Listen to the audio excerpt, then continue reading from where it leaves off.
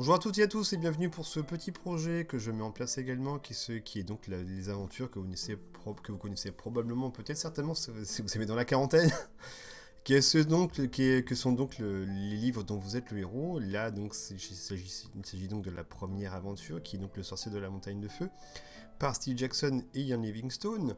Il s'agit donc de la première histoire issue de la collection des défis fantastiques et sans plus tarder je vous propose de me suivre dans cette aventure où nous irons probablement peut-être loin ou pas en fonction du tirage de sort dans cette aventure qui invite à l'imagination. Allons-y sans plus tarder, c'est parti. Alors, donc le sorcier de la montagne de feu, donc par Steve Jackson et Ian Livingstone. C'est un jeu de rôle, hein.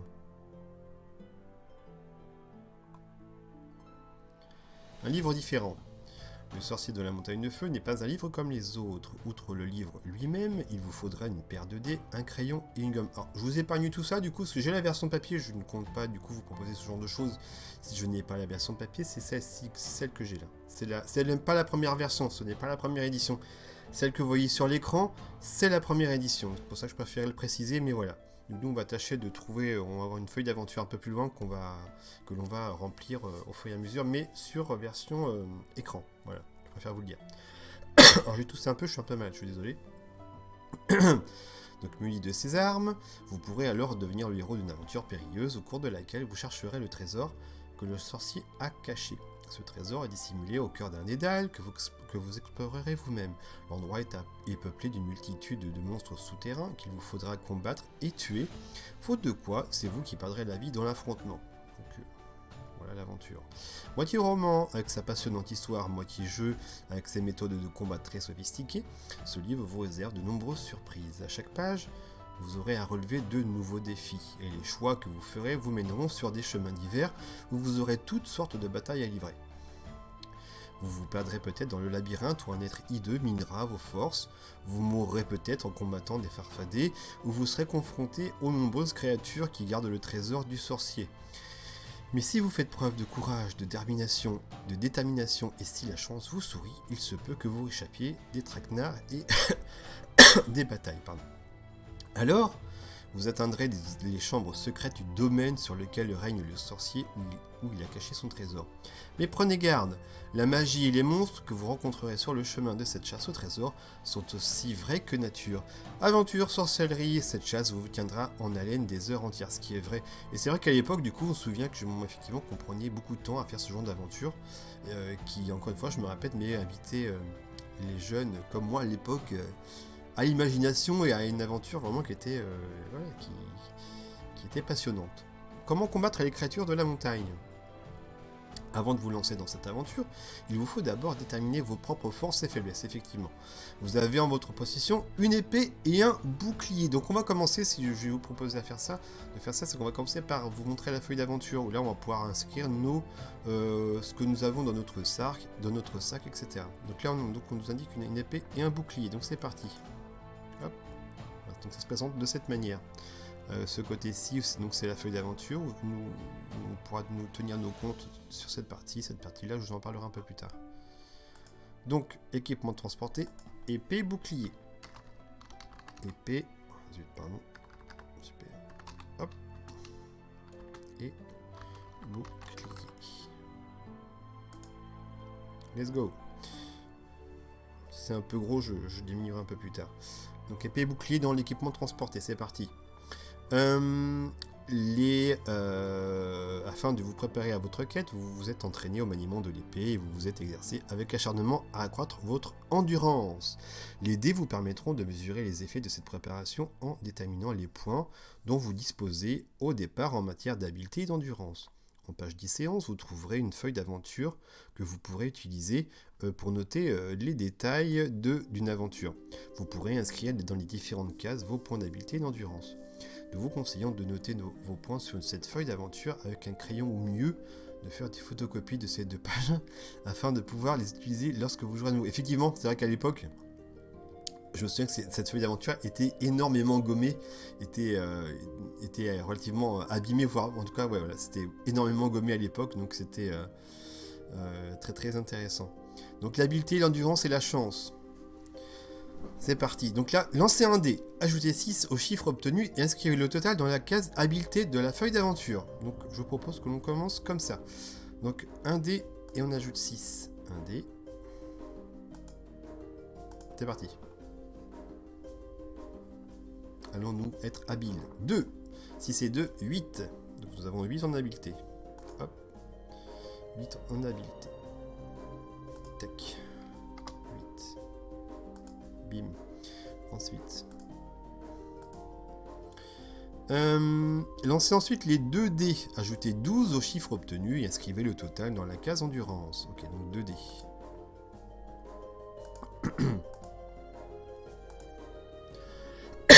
Pardon. 10. 10 et 12, 22. Donc nous avons 22 en endurance. 22 en endurance. Hop. 22 en endurance. Bon, ça m'a l'air pas mal pour l'instant. 22 en endurance. Et enfin... il existe également donc une case chance. Lancez à nouveau un dé, ajoutez 6 au chiffre obtenu et inscrivez le total dans la case chance. Allons-nous être chanceux? On va voir ça tout de suite. Un dé.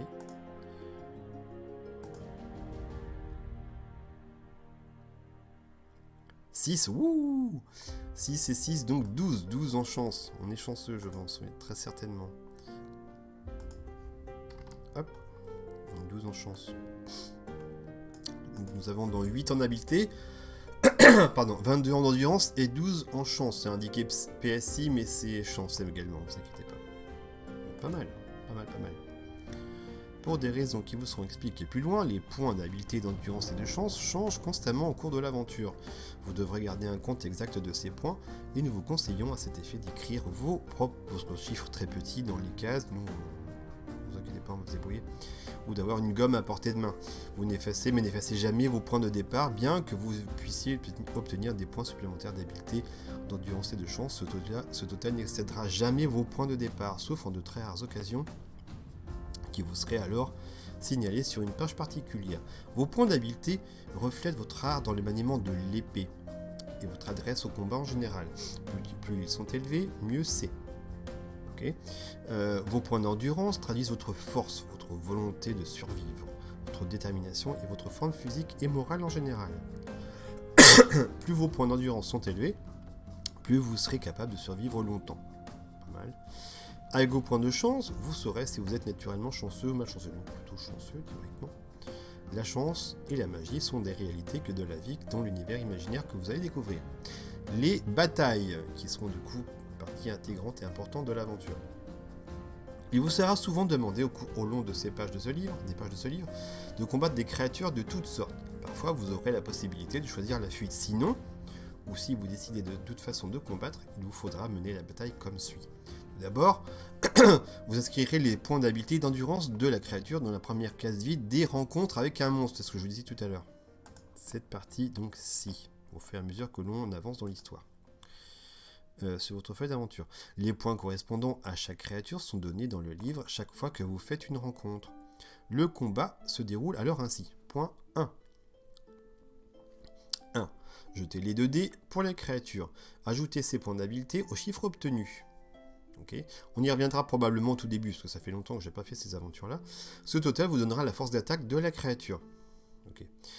Point numéro 2, jetez les 2 dés pour vous-même, ajoutez le chiffre obtenu à vos propres points d'habileté. Ce total représente votre force d'attaque. Point 3, si votre force d'attaque est supérieure à celle de la créature, vous l'avez blessé. Placez à l'étape numéro 4. Si la force d'attaque de la créature est supérieure à la vôtre, c'est elle qui vous a blessé. Passez à l'étape numéro 5. Si les deux forces d'attaque sont égales, vous avez chacun esquivé les 2 coups. Reprenez le combat en recommençant l'étape numéro 1. D'accord. Tout est une affaire de RNG finalement, d'hasard. Point numéro 4, vous avez blessé la créature. Vous diminuez donc de 2 points son endurance. Ok. Vous pouvez également vous servir de votre chance pour lui faire plus de mal encore. Page 16. Point numéro 5. La créature vous a blessé, vous ôtez alors 2 points à votre endurance. Okay. Vous pouvez également faire usage de votre chance. Voir page 16. 2.6, modifiez votre score d'endurance ou celui de la créature selon le cas. Effectivement, faites de même pour vos points de chance si vous en avez fait usage.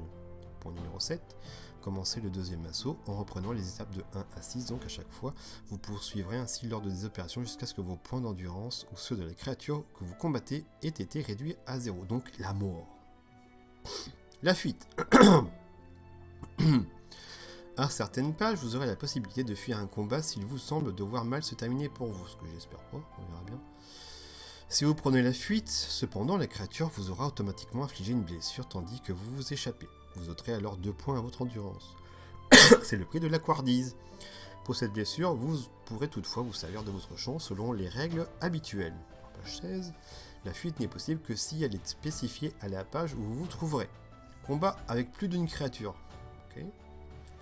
Si vous croisez plus d'une créature lors de certaines rencontres, vous lirez à la page correspondante les instructions qui vous permettront de mener la bataille. Parfois, vous les affronterez comme si elles n'étaient qu'un seul monstre. Parfois, vous les combattrez une par une. Donc chance. Puisqu'on est chanceux, je vous le rappelle. À plusieurs reprises au cours de votre aventure, lors de batailles ou dans des situations qui font intervenir la chance ou la malchance, les détails qui vous seront donnés dans les pages correspondantes, vous aurez la possibilité de faire appel à votre chance pour essayer de rendre une issue plus favorable. Mais attention, l'usage de la chance comporte de grands risques et si vous êtes malchanceux, les conséquences pourraient se révéler désastreuses. Voici comment on peut se servir de la chance. Jetez les 2 dés. Si le chiffre obtenu est égal ou inférieur à vos points de chance, d'accord, vous êtes chanceux. Ouais, donc du coup on est chanceux effectivement. Et le résultat tournera en votre faveur. Si ce chiffre est supérieur à vos points de chance, vous êtes malchanceux et vous serez pénalisé. Cette règle, s'intitule Tentez votre chance. À chaque fois que vous tenterez votre chance, il vous faudra ôter 1 point à votre total de chance. D'accord. Ainsi, vous vous rendrez bientôt compte que plus vous vous fierez à votre chance, plus vous courrez de risques évidemment. Utilisation de la chance dans les combats. À certaines pages du livre, il vous sera demandé de tenter votre chance et vous serez averti de ce qui vous arrivera selon ce que vous serez chanceux ou malchanceux. Lors des batailles, cependant, vous pourrez toujours choisir d'utiliser votre chance, soit pour infliger une blessure plus grave à une créature que vous venez de blesser, soit pour minimiser les effets d'une blessure qu'une créature vient de vous infliger. Si vous venez de blesser une créature, vous pouvez tenter votre chance à la manière décrite plus haut. Si vous êtes chanceux, vous avez infligé une blessure grave et vous pouvez ôter 2 points de plus au score d'endurance. Si vous êtes malchanceux, cependant, la blessure n'était qu'une simple écorchure et vous devez rajouter 1 point de score d'endurance de la créature. C'est-à-dire qu'au lieu d'enlever les 2 points correspondant à la blessure, vous n'aurez ôté qu'un seul point. D'accord. Si la créature vient de vous blesser, vous pouvez tenter votre chance pour essayer d'en minimiser les effets. Si vous êtes chanceux, vous aurez réussi à atténuer le coup. Rajoutez alors 1 point d'endurance, c'est-à-dire qu'au lieu des 2 points ôtés à cause de la blessure, vous n'aurez qu'un point en moins. Si vous êtes malchanceux, le coup que vous avez pris était plus grave. Dans ce cas, enlevez encore 1 point à votre endurance. Rappelez-vous que vous devez soustraire 1 point de votre total de chance à chaque fois que vous tentez votre chance. Donc on ne peut pas trop s'amuser avec ça non plus, avec modération. Comment rétablir votre habileté, votre endurance et votre chance. Vos points d'habileté Votre point d'habileté ne changeront pas beaucoup au cours de votre aventure. À l'occasion, il peut vous être demandé d'augmenter ou de diminuer votre score d'habileté. Une arme magique peut augmenter cette habileté, mais rappelez-vous qu'on ne peut utiliser qu'une seule arme à la fois. Pardon. Vous ne pouvez revendiquer 2 bonus d'habileté sous prétexte que vous disposez de 2 épées magiques. Donc ça paraît logique. Vos points d'habileté ne peuvent jamais excéder leur total de départ, sauf en certaines circonstances spécifiques. Boire la potion d'adresse, boire plus loin, vous permettra à tout moment de rétablir votre habileté à son niveau de départ. Endurance et provision. Vos points d'endurance changeront beaucoup au cours de votre aventure, en fonction des combats que vous aurez à livrer à des monstres ou des tâches ardues qu'il vous faudra accomplir. Lorsque vous approcherez du but, votre niveau d'endurance sera peut-être dangereusement bas, et les combats se révéleront alors pleins de risques. Aussi, soyez prudents. Votre sac à dos contient suffisamment de provisions pour 10 repas. Vous ne pouvez vous reposer et manger que lorsque vous en recevez une autorisation au cours des pages. Et vous n'aviez droit de prendre qu'un seul repas à la fois. Un repas vous rend 4 points d'endurance. Quand vous prenez un repas, ajoutez 4 points à votre endurance et enlevez-en 1 à vos provisions. Okay. Une case réservée à l'état de vos provisions figure sur la feuille d'aventure. Pour vous permettre de noter où en sont vos vivres. On va peut-être l'indiquer ça du coup. Donc on a 10 repas en notre possession.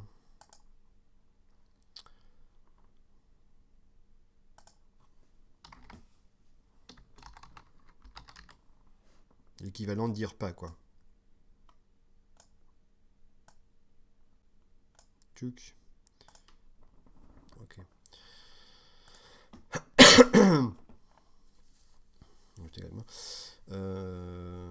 Ok, donc sachez utiliser vos provisions avec prudence. Souvenez-vous également que vos points d'endurance ne peuvent pas excéder leur niveau de départ, sauf si cela vous est spécifiquement indiqué sur une page du livre. Boire la potion de vigueur rétablira à tout moment votre endurance à son niveau initial. Ok, ça me paraît important, du coup ça me paraît important effectivement l'endurance. C'est ce qui bougera beaucoup au cours de l'aventure. Chance. Vos points de chance augmentent au cours de l'aventure lorsque vous êtes particulièrement chanceux. Les détails vous seront donnés tout au long des pages. Rappelez-vous que comme pour l'endurance et l'habileté, vos points de chance ne peuvent excéder leur niveau de départ que si vous recevez des instructions spécifiques à ce sujet.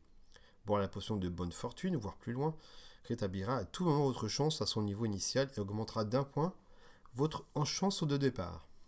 Ok. Équipement et potions. Au début de votre aventure, vous ne disposerez que d'un équipement minimum, mais vous pourrez trouver d'autres accessoires au cours de vos voyages. Vous êtes armé d'une épée donc et vêtu d'une armure de cuir. Okay. Vous portez sur vos épaules un sac à dos dans lequel vous rangerez vos provisions et les trésors que vous ramasserez. Vous avez également une lanterne pour vous éclairer. Bon, je l'indique quand même. Voilà, certainement devoir réduire un peu les écritures, la police d'écriture. Lanterne.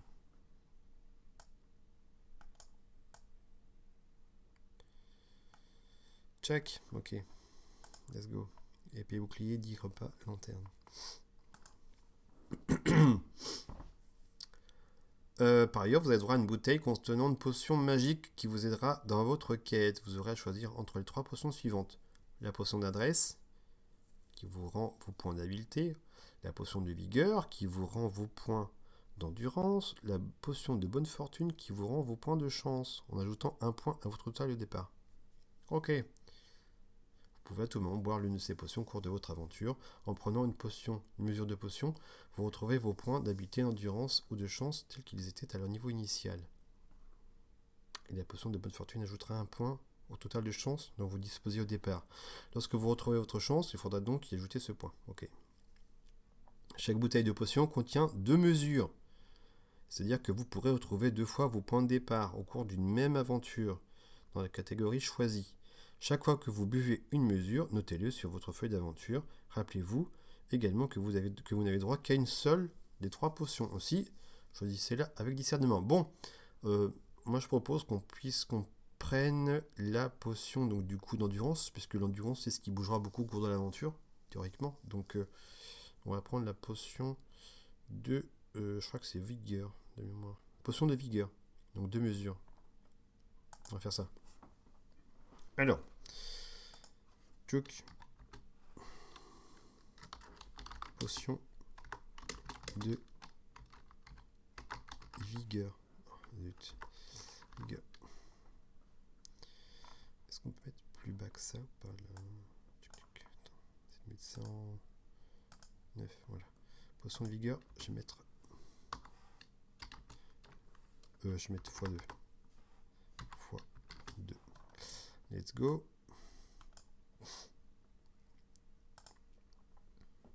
Ok. Ensuite.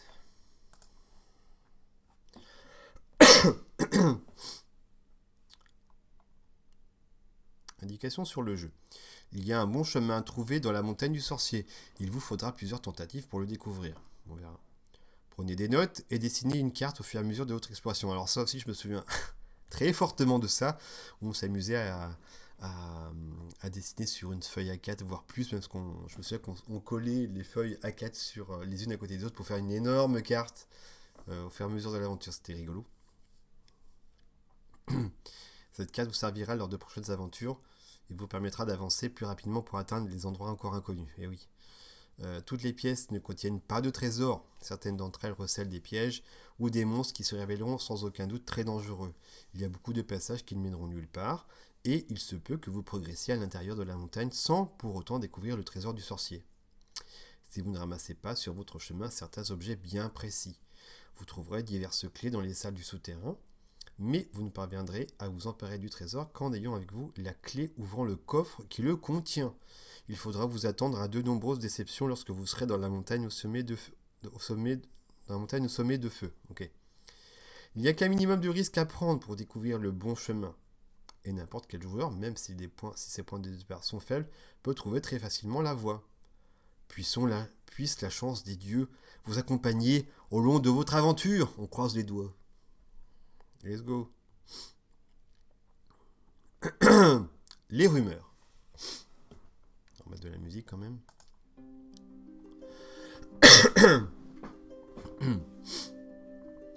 Seul un aventurier téméraire entreprendrait une quête aussi périlleuse sans avoir préalablement essayé de savoir le plus de choses possible sur la montagne au sommet de feu et ses trésors. Avant d'arriver au pied de la montagne, vous avez passé plusieurs jours avec les habitants d'un village des environs qui se trouve à 2 jours de marche. Comme vous êtes sympathique, ça je le sais, vous n'avez pas eu de difficulté à vous faire des amis parmi les paysans du coin, bien qu'il vous ait raconté beaucoup d'histoires au sujet du mystérieux sanctuaire du sorcier. Vous ne pouvez pas avoir la certitude que tous ces récits, ni même un seul d'entre eux, se fondent sur des faits réels. Les villageois ont vu passer de nombreux aventuriers qui s'en allaient vers la montagne, mais très peu en sont revenus. C'est un voyage extrêmement dangereux. Voilà au moins quelque chose dont vous êtes sûr. Parmi ceux qui ont reparu au village, il n'en est pas un seul qui est envisagé de retourner dans la montagne au sommet de feu. Il semble qu'il y ait quelques vérités dans la rumeur selon laquelle le trésor du sorcier serait enfermé dans un coffre somptueux doté de 2 serrures dont les clés sont gardées par diverses créatures à l'intérieur des souterrains. Le sorcier lui-même disposerait d'un puissant pouvoir. Certains le décrivent comme un vieillard, d'autres comme un jeune homme. D'après certains villageois, son pouvoir lui viendrait d'un jeu de cartes magique, mais d'autres prétendent que sa force réside dans les gants de soie noire qu'il porte en permanence. L'accès à la montagne est gardé, paraît-il, par des lutins au visage constellé de verrues, de créatures stupides qui ne pensent qu'à manger et à boire. À mesure qu'on avance à l'intérieur, les créatures deviennent plus redoutables. Pour atteindre les salles intérieures, il faut franchir une rivière. Il y a un bac qui la traverse régulièrement, mais le passeur, à ce qu'on dit, tient à recevoir le prix de ses services. D'accord ? Il convient donc de se munir d'une pièce d'or pour le voyage. Ok. À ce qu'il y avait là sur votre feuille d'aventure. Pièce d'or. Important pour traverser la rivière donc. Pièce d'or.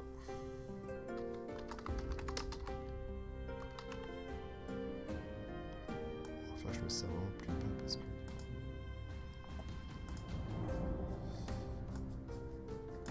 Ok. Ok, donc pièce d'or. Les gens du cru vous conseillent également de dresser une bonne carte au fur et à mesure de vos déambulations, car sans cela, vous serez irrémédiablement perdu au cœur de la montagne. On fera 100, hein, on verra bien. Quand arrive enfin le jour du départ, tout le village vient vous souhaiter un voyage sans encombre. Beaucoup de femmes ainsi que des enfants et des vieillards ont la larme à l'œil. Vous ne pouvez vous empêcher de vous demander si ne sont pas les larmes de tristesse versées par des yeux qui ne vous reverront plus jamais vivants. Et maintenant, tournez la page. C'est parti. Je bois un petit coup. Je vous laisse profiter de la première illustration.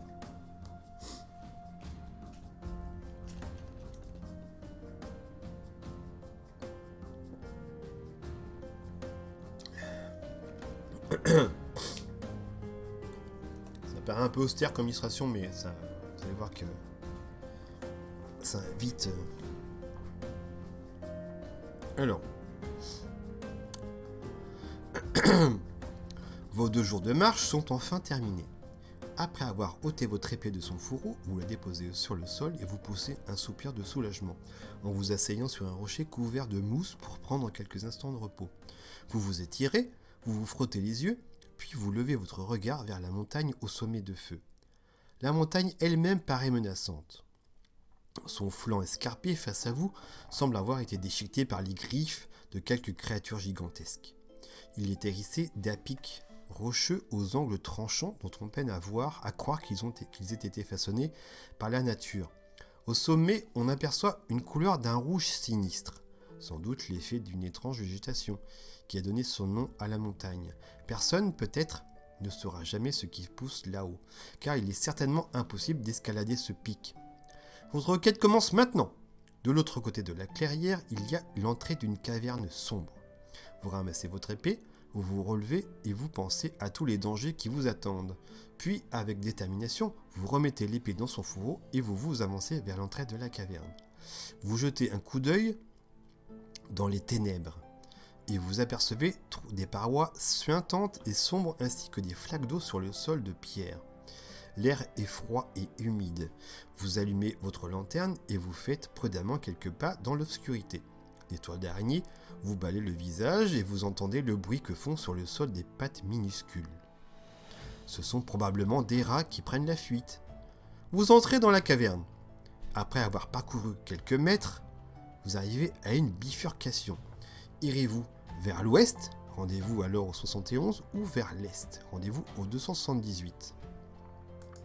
Je vais couper la musique. Alors, à l'ouest ou vers l'est? Je vais commencer par l'ouest. Allons-y, la voiture commence. À l'ouest. Donc 71. Le passage forme un virage à droite en direction du nord.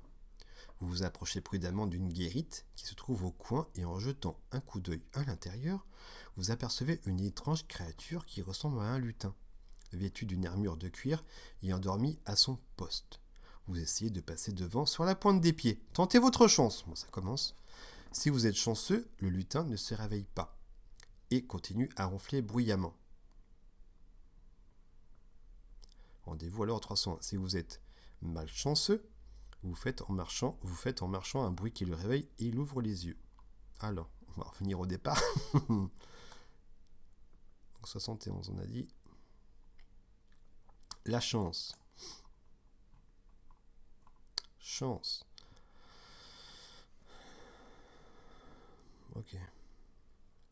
Alors.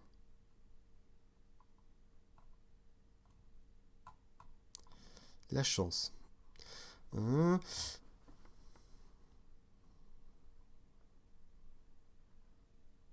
vais donc jeter 2 dés.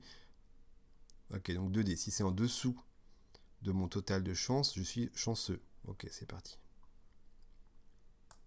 Donc 71, on a dit. Tac, tac, tac, tac, tac, tac. Donc on a dit... Tac. Donc en chance, nous avons du coup 12. Donc, ce qui veut dire que c'est le max finalement. Donc on sera forcément chanceux.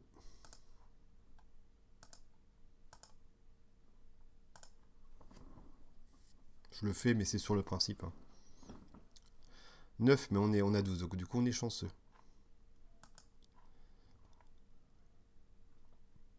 Du coup, il faut que j'enlève un point du total, donc, de chance. J'ai bien compris. Donc, 301. Du coup, il faut que j'enlève un point de chance, si j'ai bien compris. Donc, on se retrouve à 11.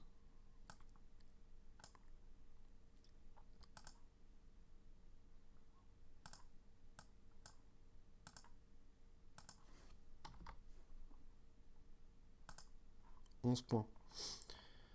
Let's go. 301. Donc à votre gauche, du côté ouest du passage, il y a une porte de bois brut grossièrement taillée. Vous tendez l'oreille et vous percevez un bruit qui pourrait être le ronflement d'une quelconque créature. Désirez-vous ouvrir cette porte, rendez-vous alors au 82. Si vous préférez continuer vers le nord, rendez-vous au 208. On va tenter. 82.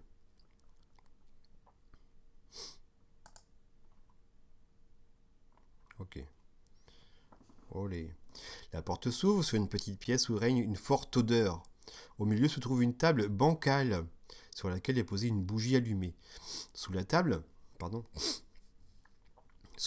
il y a une petite boîte en bois. Une créature de petite taille. On va regarder l'illustration un petit peu. Ah, c'est 84, pardon.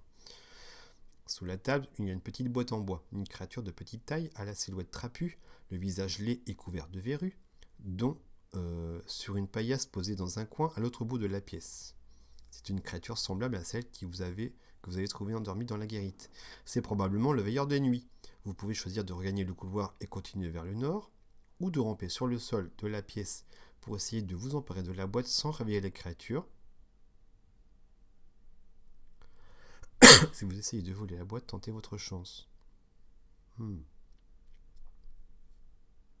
J'ai tenté la chance. Let's go. J'ai tenté de voler la boîte. Je suis chanceux, donc on va tenter. Sauf si j'ai vraiment pas de bol que je tombe sur 12. Non, c'est bon, 7. 7, mais du coup, je dois enlever un point de chance à chaque fois. Du coup, je suis à 10. Ça commence bien. Hein. Je suis à 10, du coup. Let's go. Donc, du coup, je suis à 10 de chance, mais j'ai réussi à choper la boîte. Donc, vous essayez de voler la boîte, chantez votre chance. Tu ne se réveille pas. 147. Vous quittez la pièce et vous ouvrez la boîte dans le couloir. À l'intérieur, vous trouvez une pièce d'or et une petite souris qui était sans doute l'animal familier de la créature. Vous gardez la pièce et vous relâchez la souris qui s'enfuit à toute allure le long du couloir. Vous prenez 2 points de chance. Oh bon, super. Et rendez-vous 208. Donc du coup ça me fait 2 pièces d'or. 2 pièces d'or. 2 pièces d'or. Et la souris s'est barrée. 2 pièces d'or. 2 pièces d'or. Ok. Donc, 2 pièces d'or. Donc on est chanceux, on va en profiter. Et du coup, non, et je regarde je garde du coup 2 points de chance. Donc ça, c'est cool. Je retourne à 12. Ça, c'est bien. Très bien. 12 de points de chance. Ok. Alors. Et rendez-vous au 208.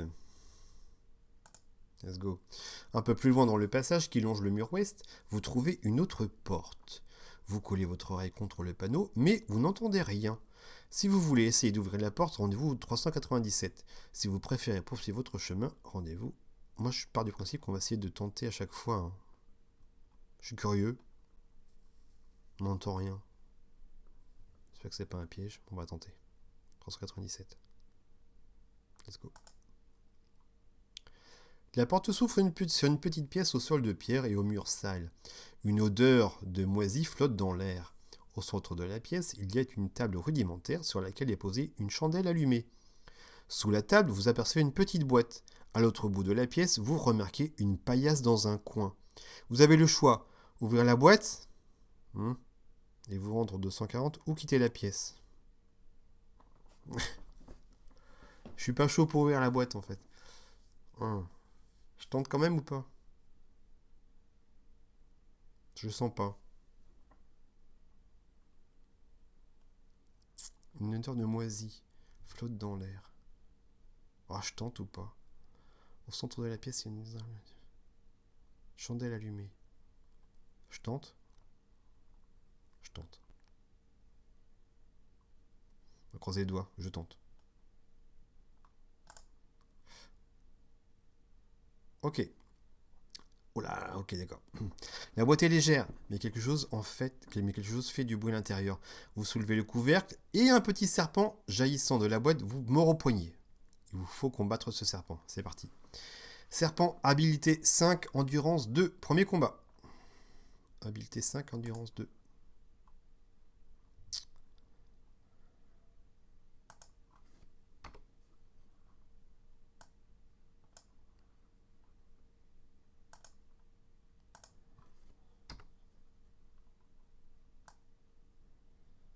Donc, du coup, il y a, ouais, donc on lance les 2 dés et en fonction de si ça dépasse ou non l'habileté, on déduit du coup le nombre de points d'endurance. Donc 2 points d'endurance à chaque fois, c'est ça. Donc du coup, donc 2 dés. Let's go. Sachant que du coup,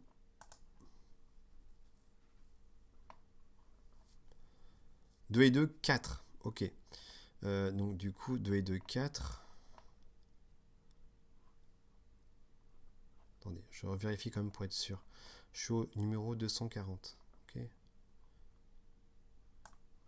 240. Pour la créature.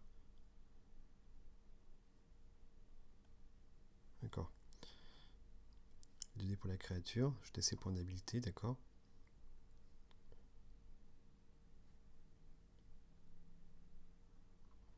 D'accord. Donc 240. 240, let's go. Ok, donc du coup, lui, il a fait 4. 4. Donc ça, ce qui fait 9 du coup. Et moi, j'ai 8. Donc ça devrait être bon. Ok. Et pour moi...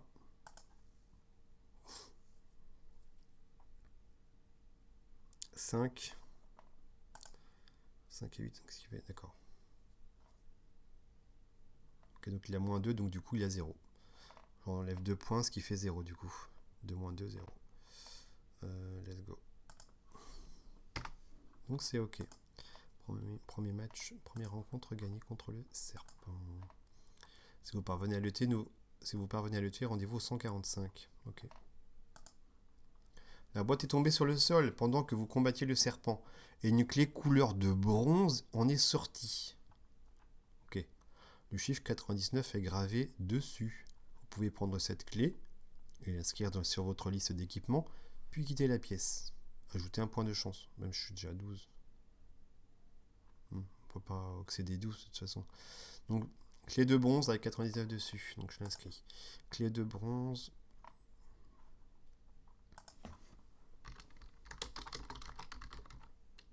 Entre parenthèses. 99.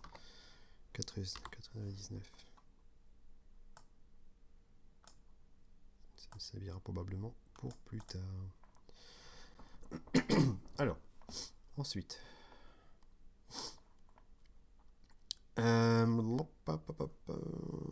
Ok, on est au 303. Un peu plus loin, dans le mur ouest, vous trouvez une autre porte semblable à la précédente. Vous tendez l'oreille et vous faites une grimace en entendant des voix chanter si fort et si faux que jamais vous n'auriez cru possible de parvenir à une telle cacophonie. Voulez-vous entrer dans la pièce pour voir ce qui produit ce vacarme? Rendez-vous au 370. Ou préférez-vous poursuivre votre chemin sur le long du passage? Je vais vérifier quand même. On est curieux, toujours. La porte s'ouvre sur une petite pièce. Elle est sale et en désordre. Une paillasse s'est posée dans un coin. Au centre de la pièce, fixée sur une table de bois, une chandelle brûle et éclaire l'endroit d'une lueur vacillante. Il y a sous la table une petite boîte. Autour de cette même table sont assises 2 petites créatures à la peau couverte de verrues. Les 2 êtres sont vêtus de cuirasse. Ils boivent une espèce de grog, et en voyant la façon dont ils se lèvent en titubant à votre entrée, vous en déduisez qu'ils sont ivres. Vous avez le choix entre tirer votre épée et bondir sur eux, ou refermer immédiatement la porte et courir. Je vais tenter de les combattre. Ils sont ivres. On peut peut-être en déduire qu'ils sont pas au top de leur forme, quoi, clairement. On va tenter. Allez, les 2 farfadets ivres qui se trouvent face à vous sont de toute évidence surpris en vous voyant entrer. Ils cherchent maladroitement leur arme et en s'efforçant de s'en saisir aussi vite que possible. Vous devez les attaquer un par un. Lorsque vous lancerez les dés, pour déterminer votre force d'attaque, vous pourrez ajouter 1 point au total obtenu en raison de leur ivresse, et cela à chaque assaut.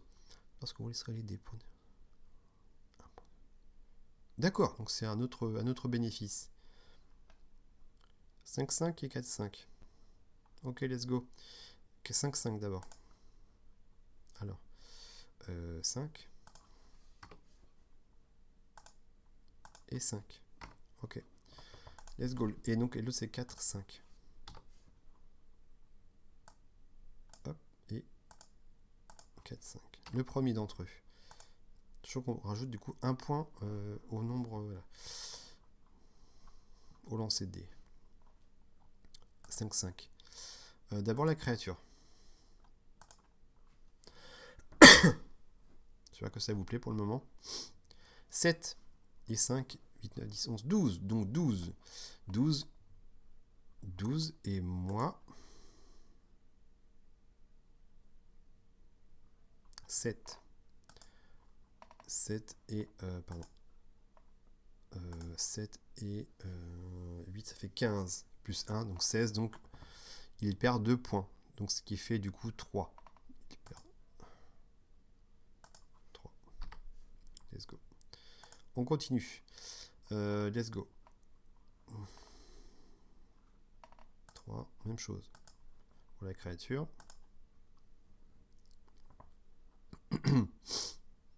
8. 8 et 5, 12. 8 et 5, 12. Et moi...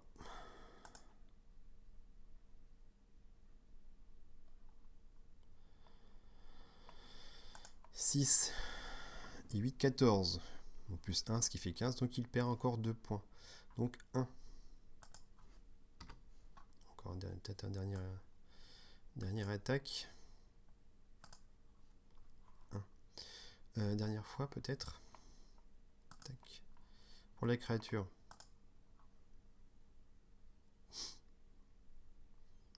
9. 9 et 5, 14. Et moi...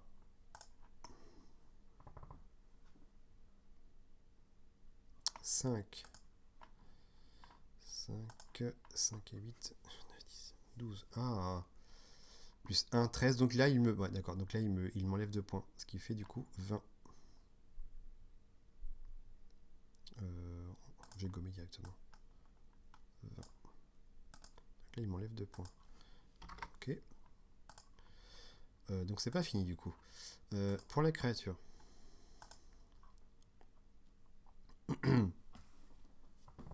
6 et 5, 11. Sachant que moi, j'ai 8. Ok.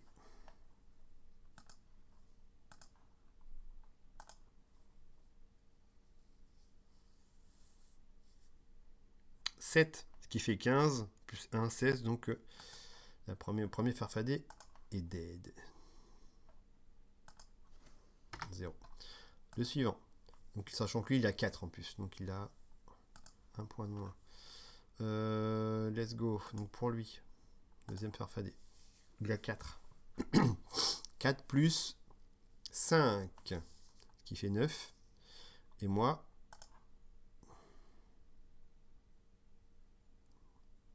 5. Donc j'avais déjà combien? 8, donc c'est bon. Donc ça lui fait donc 3. Donc il perd 2 points. Pardon, ça fait 3. 3. Ensuite, pour la créature, hop. Deuxième tour. 7. Ce qui fait 11 du coup. 11. Et moi, pardon.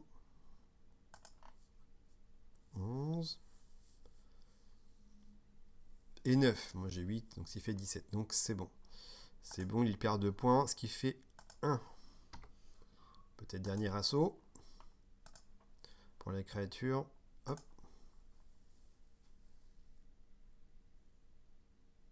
9. 9 et 4, 13. Ok. Et moi 12. Ok, bon, c'est bon. Farfadet. Le farfadet is dead. Donc je sors vainqueur du combat. Let's go.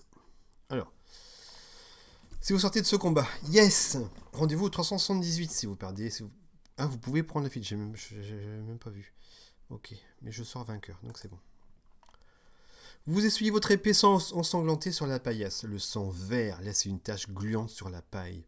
Vous enjambez les cadavres pour vous approcher de la table et la puanteur des créatures vous donne un haut-le-cœur.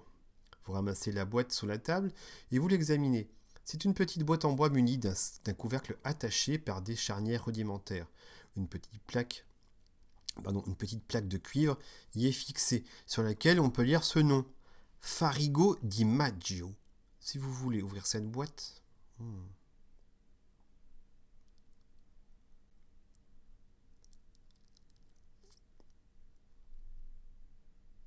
Ah, c'est chaud. Plaque de cuivre qui est fixée. Oh, je tente ou je tente pas?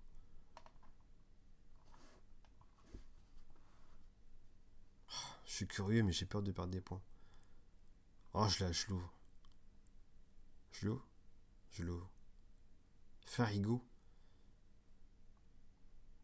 Farigo di Maggio. Farine de magie. Maggio, ça pourrait être magie. Bah, je tente, allez. Je tente. Alors. La boîte contient un petit livre à la reliure de cuir qui porte le titre suivant. Comment le dragon fabrique et souffle le feu. Oh. Vous en ouvrez les pages et vous commencez à lire. Par chance, le livre est écrit dans votre langue. Et sans doute les farfadets étaient-ils incapables de comprendre la valeur de cet ouvrage. Sinon, ils l'auraient certainement gardé avec plus de soin. Le livre a été écrit à la main, d'une écriture minuscule, et l'auteur se nomme Farigo di Maggio. D'accord. Il expose dans ses ouvrages, dans ses pages, l'œuvre de sa vie, c'est-à-dire la découverte d'une formule magique qui permet de neutraliser les dragons et leur souffle ardent. Oh. Les lignes que vous lisez vous apprennent que lorsque Farigo parvint à mettre parfaitement au point cette formule, il vivait les dernières années de sa vie. Alors trop vieux pour faire lui-même usage de sa trouvaille, il se contenta de la consigner dans ce livre qu'il enferma dans un coffre. Mais effrayé à l'idée que l'ouvrage pût tomber en de mauvaises mains, il cacha soigneusement ce coffre dans les profondeurs de la montagne au sommet de feu. Voici ce qu'on peut lire à la dernière page du livre. Toi, qui as découvert ce livre, c'est toute l'œuvre de ma vie que tu tiens entre les mains. Du pouvoir que j'y révèle, tu peux faire usage à ta guise, mais prends garde de ne te point détourner de sa destination première, car alors c'est le mal lui-même qui te consumerait et tu périrais par le feu jailli de tes propres mains. Souviens-toi, c'est seulement lorsque le dragon dirigera vers toi son souffle enflammé que tu seras légitimé à lever la main en prononçant ces paroles. Oh. Je vais les noter. Et qu'il est riche. Je note, hein. Non, pardon. Et qu'il érif, je note. Ekam érif. Ekam érif. Érif. Ok. Érif. Di Maggio. Ok. Di Maggio. Vous répétez ces quelques mots lentement et à voix basse. Soudain, la page semble projeter une lueur et lorsque, au bout d'un moment, cette lueur s'évanouit, toute écriture a disparu du livre. Vous répétez dans votre tête la formule magique afin d'être sûr de vous en souvenir. Puis vous quittez la pièce, rendez-vous au 42. Ok. 42. Vous arrivez enfin au bout du couloir. Vous vous trouvez à un croisement. Vous pouvez aller vers l'ouest ou à l'est. On va passer par l'est maintenant, d'accord ? L'est. Vous arrivez à une autre bifurcation. Vous avez le choix entre aller au nord ou aller vers l'est. On va continuer à l'est. 118. Le passage aboutit à une massive porte de bois dotée de gonds en métal. En écoutant à cette porte, vous entendez quelqu'un marmonner étrangement. Et un bruit de marmites et de casseroles qui s'entrechoquent. Ils sont plusieurs là-dedans. Cela ne fait aucun doute. Voulez-vous franchir cette porte et vous rendre au 159 ou rebrousser chemin? On est curieux, on tente ou pas? Je vais tenter. À mes risques et périls. Je tente. Vous ouvrez la porte et vous découvrez une grande pièce qui est la salle à manger de ces mêmes créatures au visage constellé de verrues que vous reconnaissez à présent. Assis autour d'une grande table, 5 farfadets encore sont occupés à avaler goulûment une soupe de gésier de rat. Ils en bavent de bonheur. En même temps, ils se disputent âprement pour savoir qui aura droit à ronger les os de rat qui restent au fond de la marmite de soupe. Trop absorbés par cette grave question, ils ne vous voient pas entrer. Vous pouvez vous montrer plein de hardiesse et les attaquer, Rendez-vous alors 365, ou estimez au contraire qu'il n'y a aucun avantage à affronter 5 de ces créatures en même temps. Dans ce cas, vous essayez de prendre la fuite si vous souhaitez quitter la sieste. Tentez votre chance. D'accord. Donc tentez votre chance. Alors. Ils sont combien? 5. Ça fait peut-être beaucoup là. Si vous souhaitez quitter la pièce, tentez votre chance. Peut-être quitter la pièce. Hein.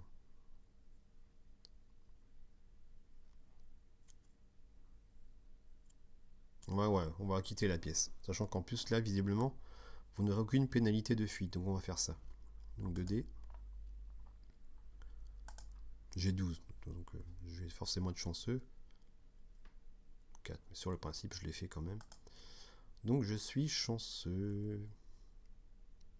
237. Vous courez le long du passage et vous arrivez de nouveau à la bifurcation. Cette fois, prenez la direction du nord et rendez-vous au 285. Ok. Donc là, on n'a pas le choix. Du côté droit du passage, c'est-à-dire à l'est, il y a une porte. Vous collez votre oreille contre le trou de la serrure et vous entendez à l'intérieur un homme appeler à l'aide. Décidez-vous d'ouvrir la porte. Bien sûr, on ne va pas le laisser tout seul, le pauvre. 213. La porte est fermée à clé. Vous pouvez essayer de l'enfoncer en jetant 2 dés. Si le chiffre obtenu est égal ou inférieur à votre total d'habileté, la porte s'ouvre sous les coups et vous allez au 36. Si le chiffre donné par les dés est supérieur à vos points d'habileté, la porte reste fermée. Vous perdez un point d'endurance pour vous être fait mal à l'épaule et il vous faut poursuivre votre chemin le long du passage en vous rendant au 314. Donc là, du coup, on va jeter 2 dés. Ok, donc si c'est en dessous de mes points, ça s'ouvre. Si c'est pas en dessous, ça ne s'ouvre pas. Sachant que j'ai 8, c'est ça, ouais, 8. C'est parti. Croisons les doigts. Oh purée, 9. Ah, donc du coup, je perds un point d'endurance. Crotte. Donc j'ai 19. 19. Aïe. 19. Et du coup, je ne parviens pas à ouvrir la porte. Je me fais mal à l'épaule en plus. Il faut poursuivre le long du chemin en vous rendant 314. Ok.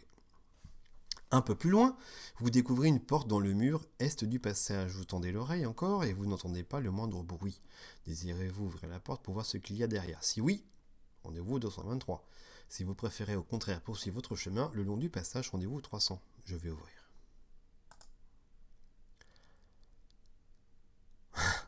La porte est solidement fermée. Vous pouvez essayer de la forcer. Rendez-vous au 53 ou continuer le long du couloir. Je vais la bourriner la porte. Je vais tenter encore. Let's go.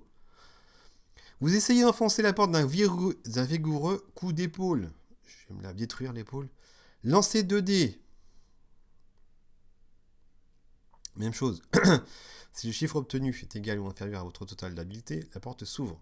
Si ce chiffre est supérieur à votre total d'habileté, la porte est ébranlée mais ne bouge pas. Et vous grimacez de douleur à cause du choc à l'épaule. Vous perdez encore un point d'endurance. Alors croisez les doigts. On recommence.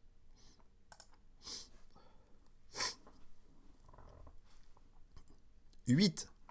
Ex aequo. On recommence.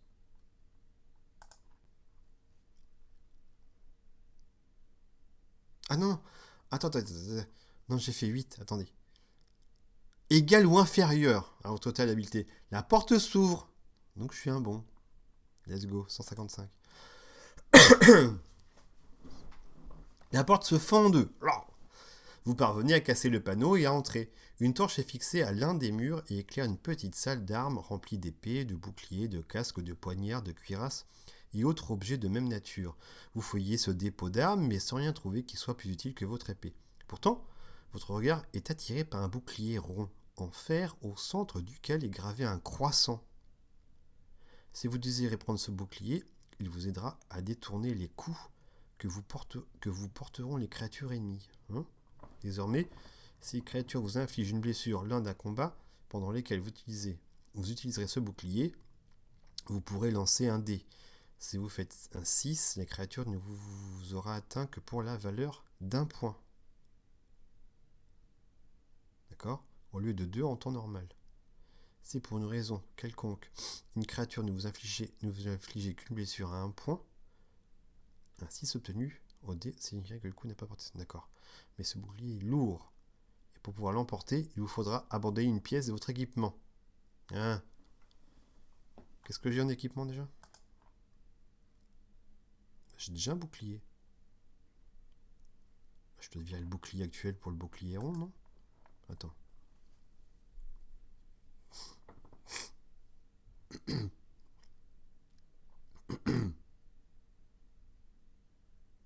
D'accord. Bon, let's go, hein. J'enlève le bouclier actuel, puis je prends le bouclier rond, puis c'est tout. Du coup, juste rajouter bouclier rond. Et j'abandonne celui que j'avais déjà. Ça le fait, non? Ça me paraît correct. Bouclier rond. Et j'abandonne celui que j'avais déjà au début. Let's go. Ça me paraît correct, non? Ok. Quittez à présent la pièce. 300. Dans le mur est du passage, il y a une porte, métallique cette fois. En écoutant ça, cette nouvelle porte, vous entendez des hurlements provoqués sans doute par quelques séances de torture. Si vous voulez tenter d'ouvrir la porte, rendez-vous au 102.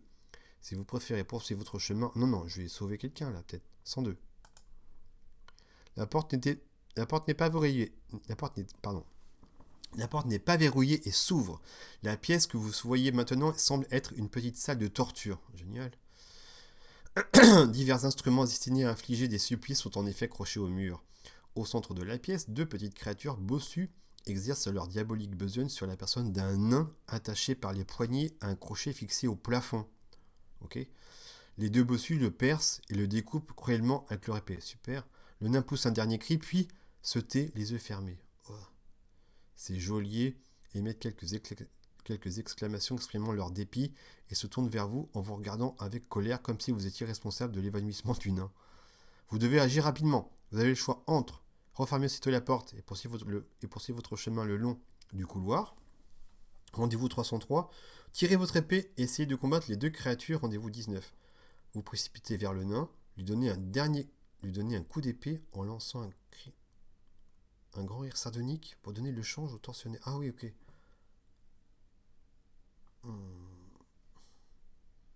Non, je le sens pas. J'ai tiré mon épée puis j'essaie de les combattre. Allez hop, 19. Ces 2 créatures malfaisantes sont des lutins. Ils vous attaquent un par un. Premier lutin, 5-5. Deuxième lutin, 5-6. C'est parti. 5-5, 5-6. 5. 5-5. 5-6. Ok. Let's go. Tac. Donc là, donc 5 et moi 8. Ok, let's go. Donc pour lui, 5 plus 5 plus 8. Ok, 9, 10, 11, 12. 13, pardon. 13. Et pour moi, 13 et 7, 15. Donc c'est bon. Il perd 2 points. 2 points. 2 points, 2 points, 2 points, 2 points. Donc ce qui fait 3. Ensuite, pour lui, 5.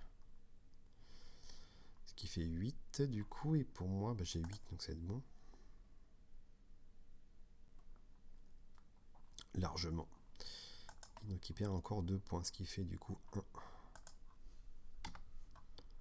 Let's go. 1. Pour lui. Dernier assaut peut-être. 5, ce qui fait 10. Et pour moi,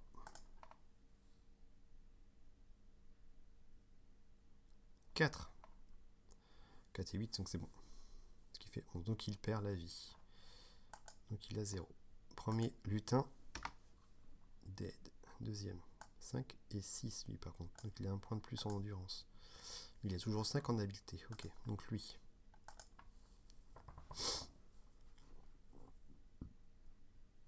« 5 et 3, 8. Donc c'est bon, moi j'ai 8. Je le fais par principe quand même. 8, donc c'est bon. Donc il perd 2 points.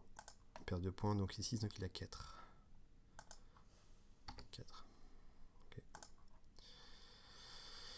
À lui. Tac.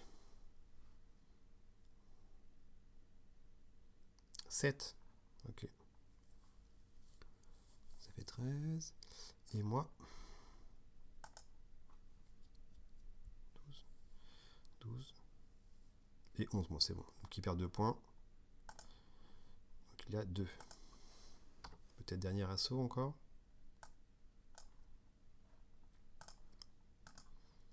Pour lui. 5 et 3, 8. Et moi j'ai 8, donc c'est bon.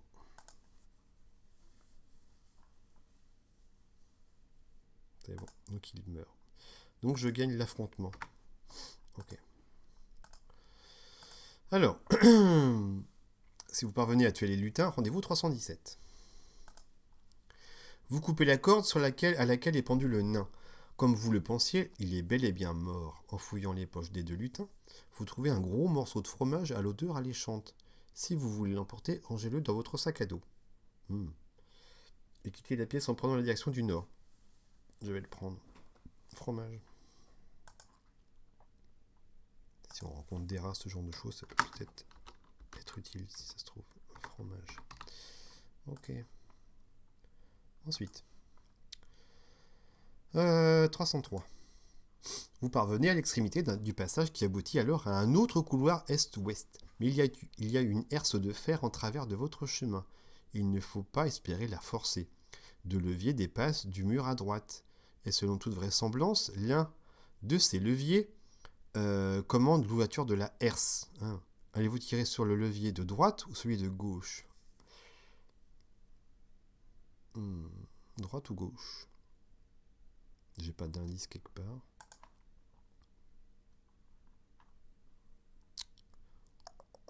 Non. Droite ou gauche? Je dirais gauche. Allez, gauche. Gauche. Gauche, gauche, gauche, gauche, gauche. Gauche. Zut. À votre grande horreur, vous réalisez que ce prétendu levier était un piège. Bien qu'il ait l'apparence d'une poignée, il s'agit en fait d'une lame d'épée recouverte de cire. Et vous êtes gravement coupé à la main en la saisissant. Est-ce la main droite ou la main gauche? Lancez un dé. Si le chiffre obtenu est impair, c'est la main avec laquelle vous tenez votre épée qui est blessée et votre adresse à combattre s'en trouve fortement diminuée. Vous perdez 3 points d'habileté et 1 point d'endurance. Si vous avez obtenu un chiffre pair, c'est votre autre main qui est atteinte et de ce fait, la blessure n'aura pas trop de fâcheuses conséquences. Vous perdez cependant 1 point d'habileté et 2 points d'endurance. Si maintenant vous voulez essayer de tirer le levier droite, bah ouais. Ok, donc là on va croiser les doigts. Plutôt pair du coup. Mais bon. Un dé. Aïe aïe aïe. Pair ou impair? Impair. Impair. Oh non. Ça y est, c'est de la baraka. Pas du tout. Vous perdez 3 points d'habileté et 1 point d'endurance. Aïe aïe aïe. 3 points d'habileté. Donc on a du coup 5. Je vais mettre ça en dessous du coup. Pour pas perdre le point de départ. 5. Ah, crotte. Et 1 point d'endurance. 5 et donc 18.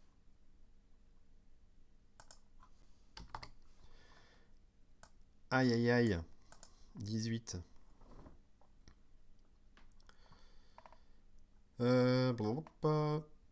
Ok. Bah oui, on va tenter du coup l'autre levier. 128. Vous entendez un grondement et le sol se met à vibrer. La herse s'élève lentement et avec bruit, disparaissant dans le plafond. Vous pouvez maintenant aller jusqu'à la bifurcation. Choisirez-vous de poursuivre vers l'ouest ou vers l'est? J'irai vers l'ouest, allez, 210. En suivant le passage, vous arrivez bientôt à une autre bifurcation qui vous donne le choix entre continuer tout droit en direction de l'ouest ou direction du nord. Je dirais l'ouest. Le passage continue vers l'ouest, et puis tourne droit au nord.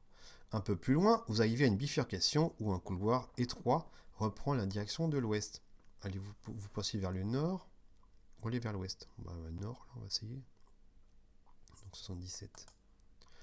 Après avoir parcouru plusieurs mètres dans le passage, vous arrivez à un croisement qui vous permet d'aller à l'ouest ou à l'est.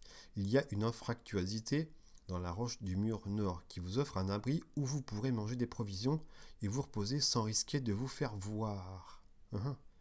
Si vous souhaitez reprendre un repas à cet endroit, faites-le. Bah ouais.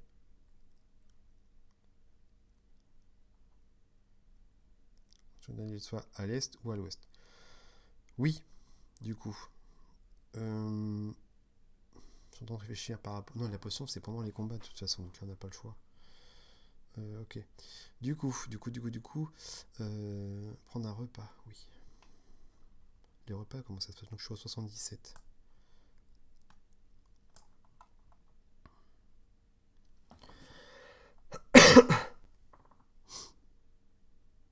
Attendez, les repas. Le repas.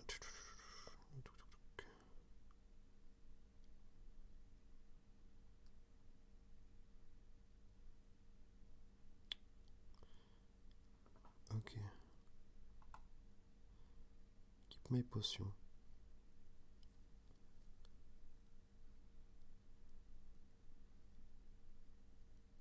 Ok. À tout moment, boire l'une de ces potions. J'ai peut-être plutôt prendre une potion. Let's go. Faire ça. Une potion pour trouver mes points d'habileté. Non, d'endurance, c'est pas habileté. Non. Ah oui, mais non, c'est de ma faute. Enfin, c'est de ma faute. Endurance, c'est sur 2 mesures de potions de... Pour l'endurance. Pour les repas, comment ça se passe déjà? Je sais plus. Il y a l'équivalent de 10 repas, je crois. C'était où déjà?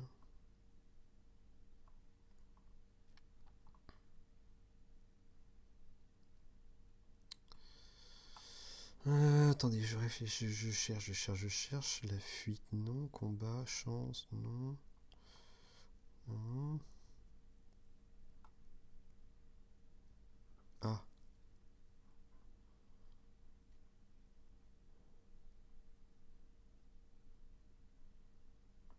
Un repas vous rend 4 points d'endurance. Ok. Bon, on fait ça. 4 points. Let's go. Donc 9. 9 repas. Et je rajoute 4 points. 4 points. Donc je serai au max du coup. Ok. 9 repas. Donc du coup.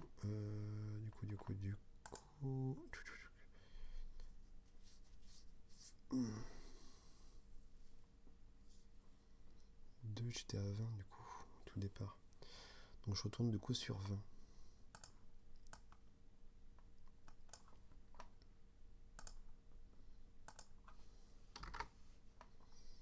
Donc au max du départ finalement. Donc 20 en endurance. Ok. Et donc j'étais à 77. Le chapitre 77. Non. 77. Vous aurez ensuite le choix d'aller entre à l'est ou à l'ouest. On va aller à l'est cette fois-ci. Hop. Vous suivez le passage qui mène vers l'est sur une distance de plusieurs mètres. Le couloir tourne alors au nord. Bientôt, vous arrivez à une autre bifurcation qui vous laisse le choix entre continuer tout droit ou prendre à gauche un passage orienté à l'est. On va aller tout droit. Le passage aboutit à une porte de bois aux garnitures de fer. Diverses inscriptions sont gravées sur le panneau, mais il n'en est pas une dont vous compreniez le sens. Vous tendez l'oreille sans rien entendre. Vous pouvez soit ouvrir la porte, c'est ce qu'on va faire, ou soit retourner à la bifurcation. On va ouvrir la porte. 84. Oh. Ok.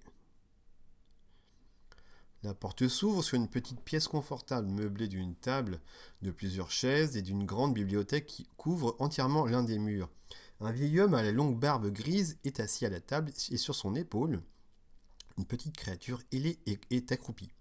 Cet animal ne mesure pas plus de 6 cm de haut. Il a 2 bras et 2 jambes. Sa peau a une couleur gris poussière. Il a de petites dents blanches et pointues et ses ailes sont repliées dans son dos. Le vieil homme ne dit rien lorsque vous franchissez la porte, mais il vous fait signe de vous asseoir à la table. Il tient dans sa main 2 petits objets blancs qu'il agite devant vous.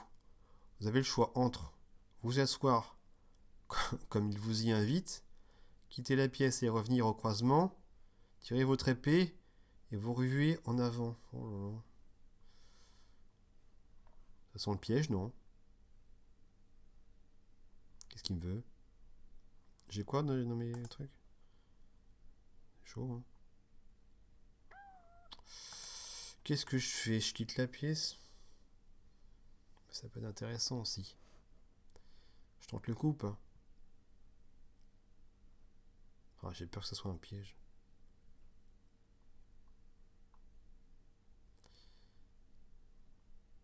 Je m'assois avec lui, mais le combat, j'ai peur que ce soit des ennemis assez forts quand même. Ah. J'ai 5 en habileté, hein, c'est chaud. Ah, j'ai peur, mais je pense que je vais m'asseoir quand même.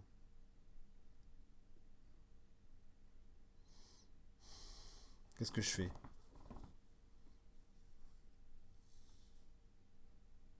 Bon, allez, je vais lancer un dé, tiens, allez. Si c'est un pair, je m'assois. Si c'est pair, je m'en vais. Je tire mon épée.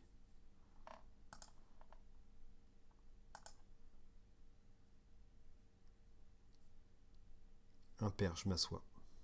Je vais m'asseoir. Allez, go. Le vieil homme ne lève pas les yeux de la table, mais son petit animal diabolique vous regarde d'un air soupçonneux et commence à émettre des sons d'une voix frêle et aiguë. Le vieillard laisse échapper un grognement et vous demande si vous êtes homme à jouer avec lui en misant de l'argent. Si vous acceptez, et vous ne pouvez le faire que si vous disposez d'au moins une pièce d'or, j'en ai 2, rendez-vous au 130. Sinon, vous avez le choix entre quitter la pièce ou attaquer le vieil homme. Oh là là. Bon, bah on va tenter. Hein. J'ai une pièce d'or. J'ai 2 pièces d'or. Allez, go. Le vieil homme vous demande combien vous misez. Vous pouvez parier entre 1 et 20 pièces d'or. Mais en tout cas, pas plus que vous n'en possédez, évidemment. Il vous donne les deux dés blancs avec lesquels il jouait. Je ne savais pas qu'il avait des dés. Et vous demande de les lancer. Jetez les dés une fois pour vous. Et une fois pour le vieil homme. Si vous obtenez un total plus élevé que le sien, vous gagnez une somme égale à celle que vous avez pariée. D'accord ? Et que le vieil homme doit vous payer.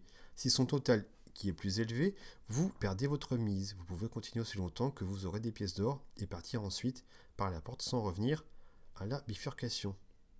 Si vous gagnez, vous prenez 2 points d'habileté et 2 d'endurance et 2 de chance. Bon, écoutez, les 2 dés.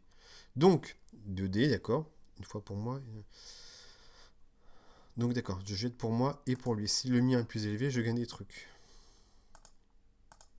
Pour moi.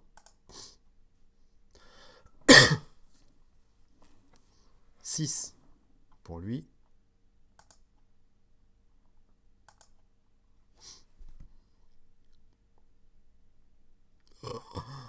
Ok, donc il me bat.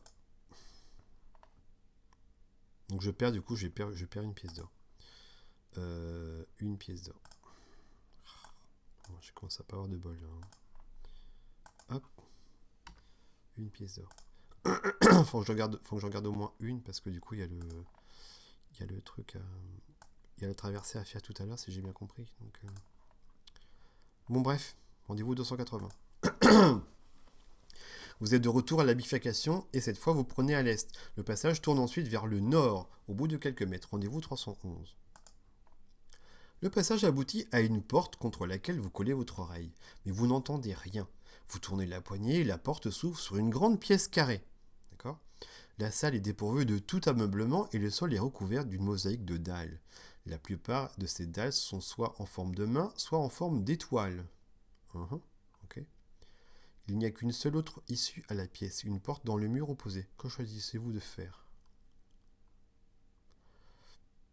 Vous traversez la pièce pour atteindre la porte. Vous traversez la pièce en prenant bien soin de ne marcher que sur les dalles en forme d'étoile. Oh. Vous traversez la pièce en ne marchant que sur les dalles en forme de main. Bon, traverser la pièce pour atteindre la porte, je pense que c'est une mauvaise idée. Du coup, si on me propose deux choix possibles, c'est qu'à mon avis, c'est certainement un des deux choix qui est probablement le... Il faut faire l'un des deux choix, quoi. Étoile ou main? J'ai pas d'indice particulier. Non, j'ai absolument rien. Bon. On va faire le dé, le hasard. Allez.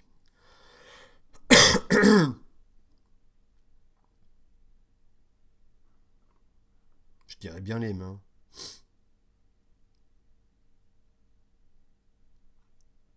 Tente les mains.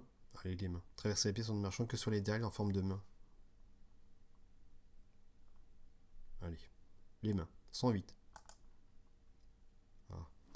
Au moment où votre pied touche une dalle en forme de main, vous sentez qu'on vous serre la cheville comme dans un étau. Vous regardez à vos pieds et vous apercevez une main fantomatique qui s'accroche à vous. Vous essayez de retrouver votre équilibre et vous y parvenez. Mais à votre grande terreur, vous réalisez soudain que de chaque dalle en forme de main s'élève une autre main semblable. Et le sol est ainsi jonché de mains décharnées qui se tendent et essayent d'attraper quelque chose. Vous tirez votre épée et vous tentez d'en frapper la main. Menez ce combat à son terme. Donc la main 6 et 4. C'est parti. 6 et 4.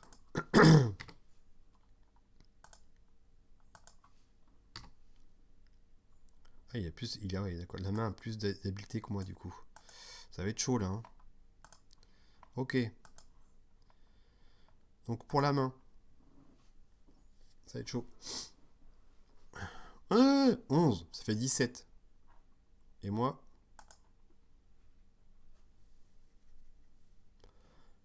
Oh, je perds. 2 points. 2 points d'endurance. Donc 18. Crotte. Ça va être chaud. Ça va être chaud. Rebelote. Non, pas ça. Non, c'est pas ça du tout. Lui. La main. Ça va être chaud. Alors. 5. Il avait 6, hein, c'est ça? 6. Donc 11. 11. Et moi. Allez, allez. 7. C'était 5, 12, donc c'est bon. Il perd 2 points. Enfin, c'est bon. C'est pas fini, mais 2 points. Donc il n'a plus que 2. 2 en endurance. Allez, let's go. Pour elle. La main. Prochain assaut. 4. Donc ce qui fait 10. Et moi. Allez, fais au moins 5. 6, ça serait cool. Oh yes, c'est bon. Je gagne.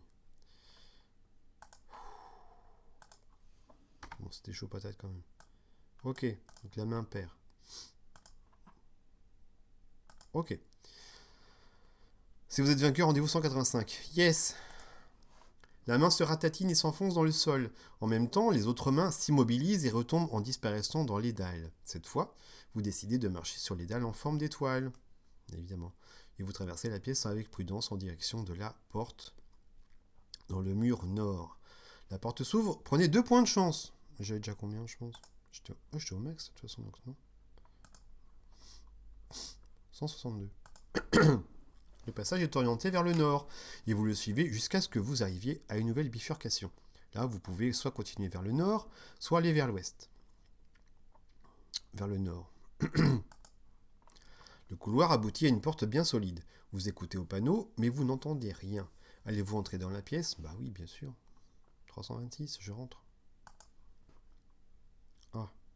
Vous entrez dans une petite pièce au mur de roc. Une clé d'or est accrochée au mur du fond. Il semble n'y avoir aucune issue à la pièce. Voulez-vous aller chercher cette clé? Rendez-vous 35. Ou préférez-vous la laisser là et revenir à la bifurcation? Je cherchais la clé.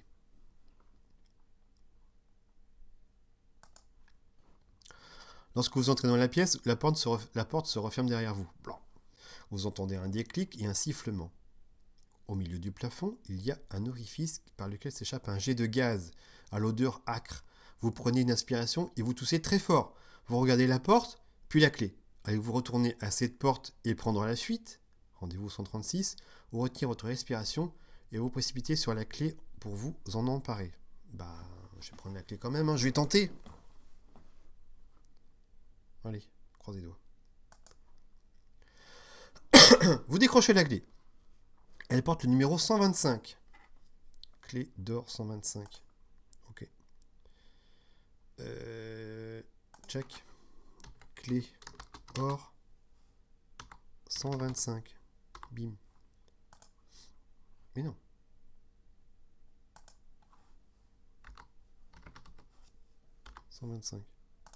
Bim. Alors. Mais vous n'avez pas le loisir de l'examiner très longuement, car vos poumons vous brûlent. Lancez 2 dés. Si le chiffre obtenu est égal ou inférieur à votre totale d'habileté, vous parvenez à traverser la pièce. Si ce chiffre est supérieur à vos points d'habileté, vous ne pouvez éviter d'inspirer une bouffée de gaz et vous perdez 2 points d'habileté et 3 points d'endurance. Oh, ça va être chaud. Donc ok. Oh là là. Ok, 2 dés.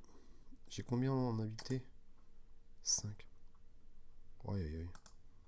Ça sent pas bon.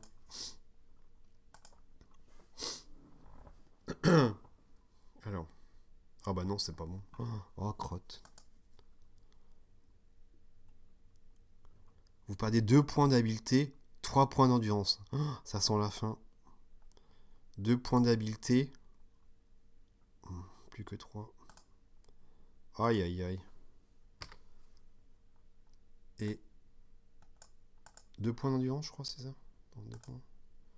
3 points d'endurance. 18, ok. 15. Aïe. Ça sent pas bon. Bon. Puis vous précipitez vers la porte. 136. Vous arrivez à la porte et que vous parvenez à ouvrir après vous être battu avec la serrure. Vous sortez précipitamment de la pièce en refermant la porte derrière vous. Vous respirez profondément à plusieurs reprises et vous revenez à la bifurcation. Rendez-vous 229. Vous êtes de retour à la bifurcation. Cette fois, vous prenez à droite. Rendez-vous au 69. Au bout d'un moment, le couloir tourne en rond et vous le suivez jusqu'à ce que vous arriviez à une autre bifurcation. Là, vous voyez une flèche gravée dans le roc qui indique le nord et vous décidez d'essayer dans cette direction. Rendez-vous 244. Le passage est orienté vers le nord et vous entendez à quelque distance le clapotis d'une rivière souterraine. L'air se rafraîchit. Vous parvenez bientôt sur la berge de la rivière. L'espace est agrandi, mais, à votre grand désespoir, il n'y a de toute évidence aucun moyen d'atteindre la rive opposée. La rivière coule en direction de l'est et s'enfonce au sein d'une caverne qui s'ouvre dans le roc. D'accord ? Vous pouvez vous asseoir là, vous reposer et prendre un repas. Ou continuer par le seul chemin qui semble possible, c'est-à-dire sauter dans la rivière et suivre le courant. Non, je vais m'asseoir là et prendre un repas. Donc 8 repas. Et donc je gagne 4 points d'endurance. Mais j'aurais voulu des points d'habileté, moi plutôt, forcément. Ça va être chaud, hein. C'est d'aller le plus loin possible, mais à mon avis, ça va être chaud. Hop. 8 repas. Donc je gagne... non, zut. Je gagne du coup 4 points, ce qui fait 19. Donc je reviens sur 19. 19. Bim. Ok. Let's go. Donc 19. Donc 143. Oula. Vous vous accroupissez sur le sable de la rive. Tandis que vous préparez votre repas, vous remarquez que le sable bouge à 2 mètres de vous environ. Le sable s'agite de plus en plus et vous vous levez d'un bond, votre épée à la main. Soudain, une énorme tête cylindrique jaillit de la surface sablonneuse puis se met à se tortiller et faire votre odeur. Le corps lisse et annelé d'un ver marin géant s'élève alors et oscille dans votre direction. En même temps, une ouverture béante hérissée de petites dents pointues apparaît dans ce qui lui tient lieu de tête. Il vous faut combattre cette créature. Ver marin 7, endurance, habileté 7, endurance 7. Ça va être chaud.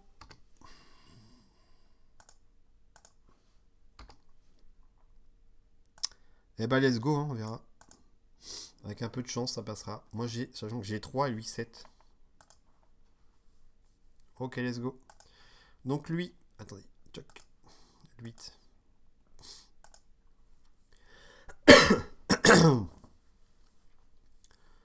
Ok, 8, ça fait 15 pour lui. 15. Oh. Et moi, 5. Non, ça va pas. Donc je perds 2 points d'endurance. Donc 17. Aïe, aïe, aïe. Je le sens mal. Je le sens mal. Pour lui.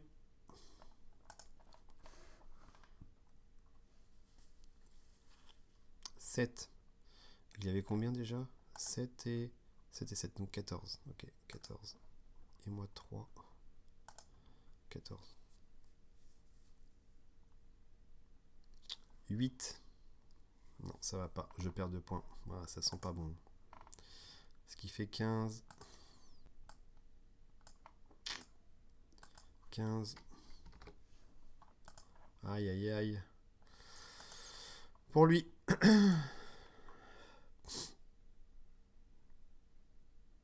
10.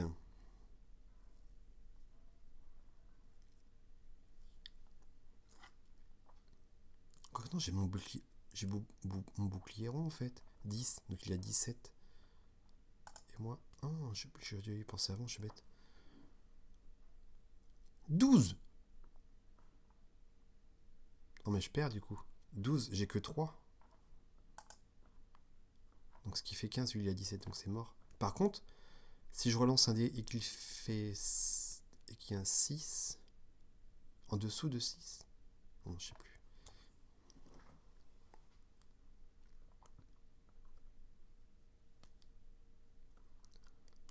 Je perds 2 points en tout cas.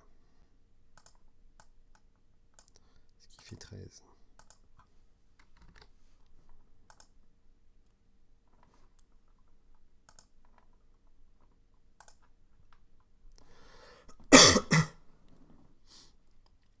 Trois, 7. C'était 7, 14.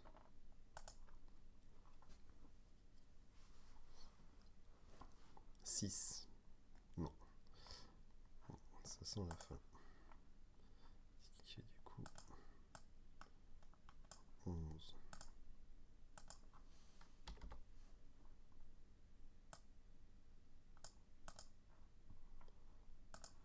Lui.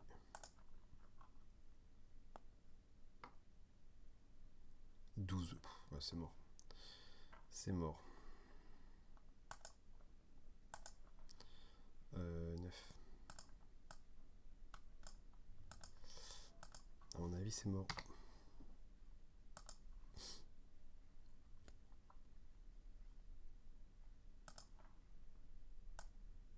Après, j'ai encore une potion de vigueur éventuellement, mais. Ah, j'aurais dû prendre une potion d'habileté aussi, je suis bête. 7, ça fait 14 du coup. 6. Ça fait 11, donc non, c'est pas bon. Ça fait 7.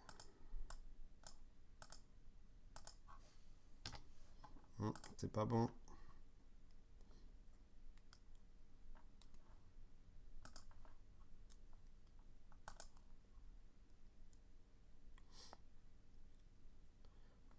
Ce qui fait 10. Et moi.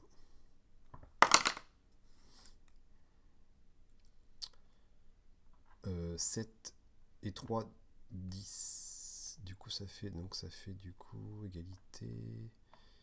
Égalité, 143.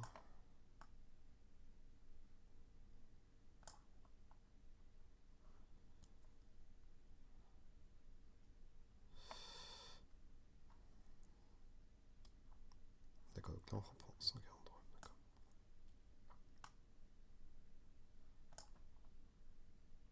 D'accord. Ok.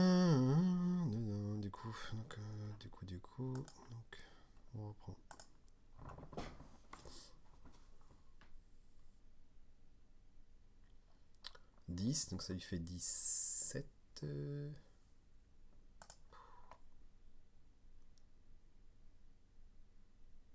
Non, non, non. C'est pas bon. Ce qui fait 5. Hop.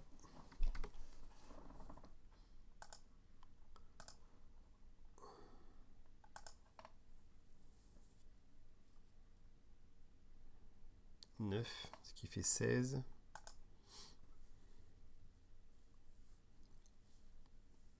C'est pas bon. C'est pas bon.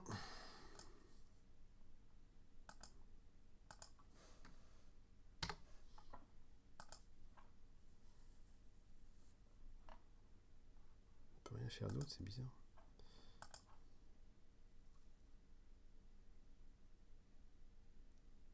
Oh bah attends, je lis même pas, je lis pas bien en fait. Si vous préférez prendre la fuite, vous ne pourrez le faire qu'après avoir tenté cette conversation au contrôle. Oh là là. Ok. Mais dans votre fuite, vous aurez perdu les provisions que vous aviez commencé à manger. Oh. Bah je vais prendre la fuite alors. Et je me prends une potion du coup dans le même temps. Provision. Bah du fromage. Ah, j'ai même pas mis ça dans les bons trucs moi, crotte. Les 8 repas du coup. Oh, les 8 repas. Les 8 repas et le fromage. Ah, j'ai pas le choix. Hein. Bon. Je prends ma dernière potion, j'ai pas le choix pour retrouver mon statut. Je prends une potion, donc je vire la potion. Je prends la fuite. Potion, j'en ai plus. Hop. Et hop, je retourne sur 20 du coup. Je vire le fromage parce que je ne l'ai plus, je le perds vu que je prends la fuite et je perds mes 8 repas. Crotte. Et je prends la fuite. Il y a un fort courant qui vous entraîne rapidement en aval. Vous êtes emporté à travers une ouverture, puis projeté dans une grande caverne avec une rive de chaque côté. Le courant alors vous pousse vers la rive sud, où vous échouez enfin. Rendez-vous 218. Vous vous trouvez sur la berge sud d'une rivière souterraine et vous contemplez ses obscures profondeurs. Il semble qu'il y ait 4 moyens de la traverser. Ok. À votre gauche, une cloche rouillée porte une inscription « Service du bac. Tarif 2 pièces d'or. Sonnez s'il vous plaît. » Juste devant vous, un petit radeau muni d'une longue perche est amarré à la berge. Vous pourriez l'utiliser pour traverser. À droite, un vieux pont branlant enjambe la rivière. Si vous n'avez pas confiance ni dans le bac, ni dans le radeau, ni dans le pont, vous avez la possibilité de nager jusqu'à l'autre rive. Quel moyen allez-vous choisir? Oh aïe aïe. Eh ben oui, mais là, j'ai plus 2 pièces d'or, moi. Je n'ai plus qu'une. Donc la cloche, c'est mort. Le radeau. Le radeau. Oh, le radeau. Longue perche. Allez, le radeau. Vous montez sur le radeau et vous entreprenez de traverser la rivière en naviguant à la perche. L'opération se révèle difficile. Au milieu du cours d'eau, le radeau semble soudain s'animer à sa guise sans plus vous obéir. Oh. S'agitant dangereusement en tous sens, vous vous apercevez que l'embarcation essaie de chavirer d'elle-même pour vous jeter à l'eau. Vous avez alors 2 possibilités. Ou bien vous faites confiance à vos propres forces et à votre chance en essayant de tenir bon et de mener malgré tout le radeau de l'autre côté de la rivière, sur la berge nord, ou bien vous sautez à l'eau et vous tentez de regagner à la nage la berge sud.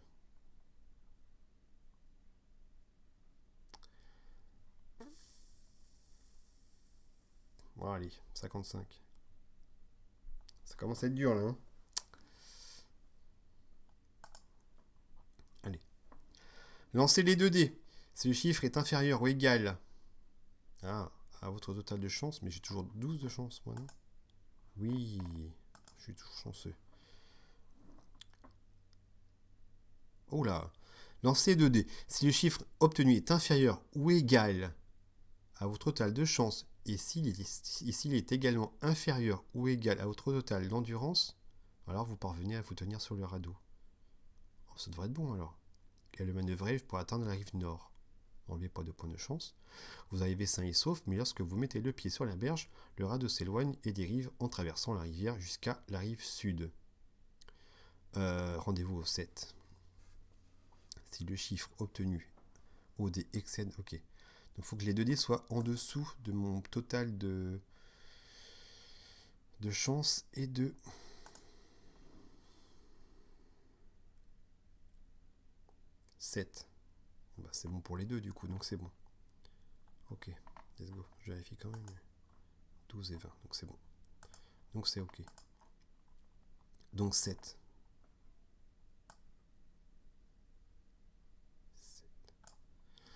Vous êtes sur la berge nord d'une rivière au fort courant, dans une grande caverne souterraine. Rendez-vous 214. Ok. Face à vous, donc 214, face à vous, c'est-à-dire au nord, il y a un pan de roc lisse et luisant d'humidité. Des mousses de diverses couleurs poussent à sa surface. Il règne un silence inquiétant, ponctué seulement par le clapotis de la rivière qui coule derrière vous. Vous avez 3 possibilités. Il existe un passage orienté nord-ouest. Si vous le prenez, rendez-vous au 271. Au milieu de la paroi rocheuse, face à vous, se trouve une porte de bois. Vous ouvrez la porte, rendez-vous au 104. Un autre passage suit le cours de la rivière en direction de l'est. Je vais ouvrir la porte. 104. Vous vous retrouvez dans un petit passage étroit qui aboutit à une porte située au nord. Vous essayez d'ouvrir cette porte. Rendez-vous au 49. 49. La porte grince en s'ouvrant sur ses gonds rouillés. La pièce est sombre et vos yeux s'habituent à l'obscurité tandis que vous refermez la porte derrière vous. Vous entendez soudain un bruissement de pas. Mais avant que vous ayez pu réagir, vous recevez sur la tête un coup qui vous assomme. Vous perdez 2 points d'endurance. Rendez-vous 122. Wow. 2 points d'endurance. Donc 18. 18. Ok. Oula. Vous vous réveillez avec des élancements dans la tête et vous jetez un regard autour de vous. La pièce fait environ 8 mètres carrés, des portes s'ouvrent au nord et au sud. On vous a jeté dans le coin sud-ouest. 4 hommes se tiennent debout immobiles au centre de la pièce. Il semble tout au moins que ce sont des hommes, car leur peau a une teinte gris verdâtre. Leurs vêtements sont en lambeaux et tous les 4 fixent le plafond d'un regard vide. L'un tient une massue, un autre une faux, le troisième une hache et le dernier une pioche. Il vous ignore complètement. Autour de la pièce, il y a des outils de paysans, fourches, manches de hache, bâtons en pointe, etc., qui peuvent servir d'armes, ainsi que 2 boucliers et plusieurs tonneaux. Dans le coin nord-est, un cadavre tient une épée dans une main et un bouclier dans l'autre. Vous vous passez la main sur le visage pour voir si vous ne saignez pas. À votre grand soulagement, vous ne découvrez aucune trace de sang, mais lorsque vos mains ont bougé, les étranges créatures au centre de la pièce ont baissé les yeux vers vous. Que faites-vous ? Oh là. Essayez de leur parler. Vous vous relevez d'un bond pour les attaquer avec votre épée. Vous tentez tant bien que mal de vous enfuir par la porte sud. Aïe aïe aïe, ça sent pas bon. 3 en habileté. Peut-être pas attaquer, hein.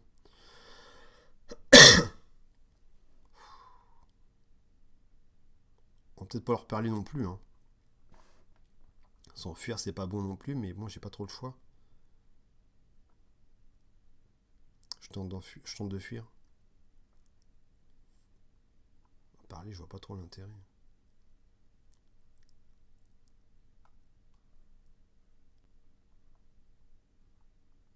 Je leur parle quand même ou pas ?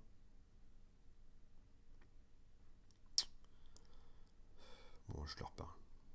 Ça sert à rien, mais... Leur vocabulaire se limite à une série de grognements et de grommellement. Ils semblent n'avoir pas la moindre once d'intelligence. Pire encore, vos paroles ont simplement servi à attirer leur attention sur vous. Ils empoignent leurs armes et il semble que vous allez devoir les combattre. Il y a cependant une faible chance pour que vous puissiez prendre la fuite par la porte que vous venez de franchir. Si vous voulez essayer de vous échapper par cette porte, rendez-vous 13. Si vous préférez vous résigner au combat, non, je vais m'échapper. Enfin, si je peux.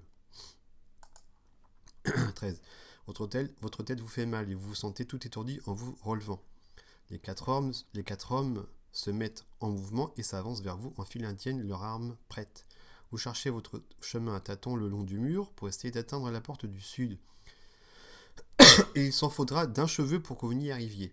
Votre pied glisse sur un caillou et vous tombez par terre. Avant d'avoir pu vous relever, les créatures sont déjà sur vous. Grotte. Rendez-vous 282. Oh aïe aïe aïe aïe. Les quatre créatures qui avancent vers vous d'un pas très lent sont des zombies.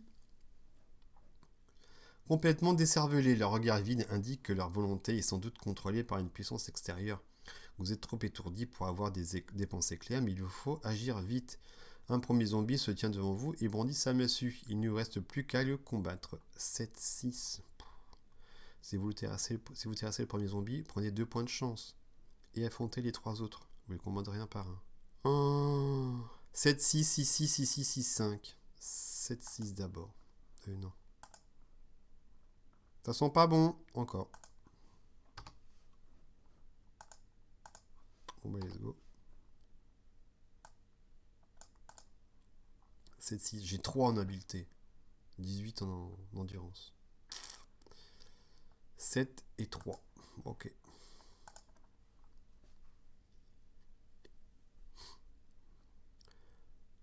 7 et 3, 10. Et moi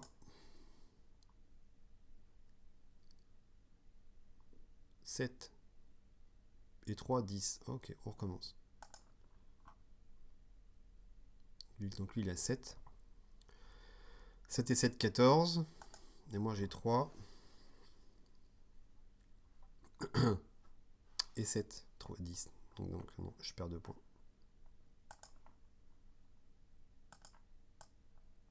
Donc 16.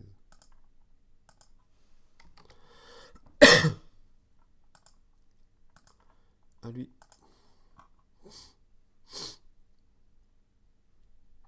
8 et 7, 15. Et moi.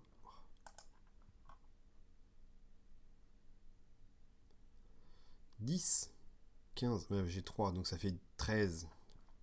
Donc non, je perds 2 points. Ça sent la fin.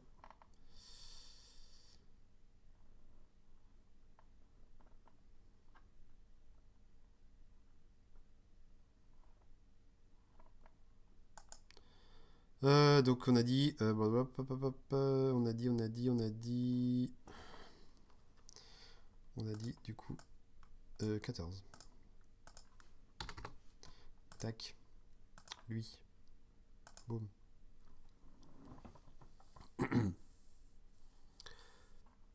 Six, donc ça fait 13. Bon, ça sent la fin. 8. Non.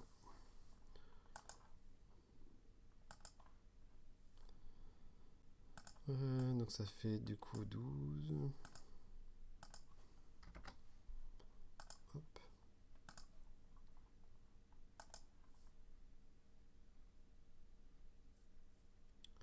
9.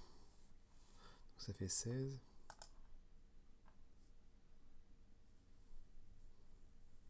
Et 5. Non, c'est pas bon. 10. La la la la la la la. 10 ou 17. Oh, ça sent pas bon. Du tout. Non. Donc 8. 8 et j'ai plus du tout de potion, donc ouais, ça sent la fin là. Malheureusement. 8 pour lui. 8, donc ça fait 15. 3.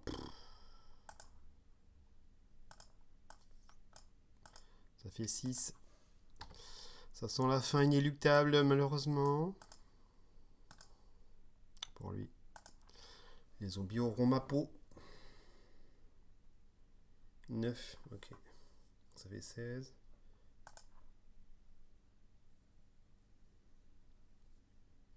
Et 9. Non, c'est pas bon.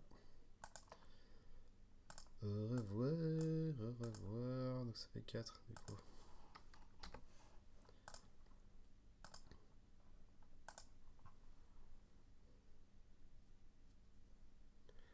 7. Donc ça fait 14. Et moins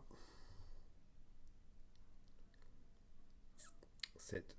Donc ça fait 10. Donc c'est pas bon. Et ça sent la fin. Malheureusement, plus que 2. Dernier assaut peut-être.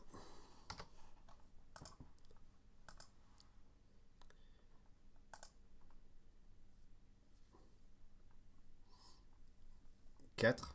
Ok. Donc ça fait 11. Peut-être une chance. 11. 8. 9, 10, 11. Égalité. Pas de bol.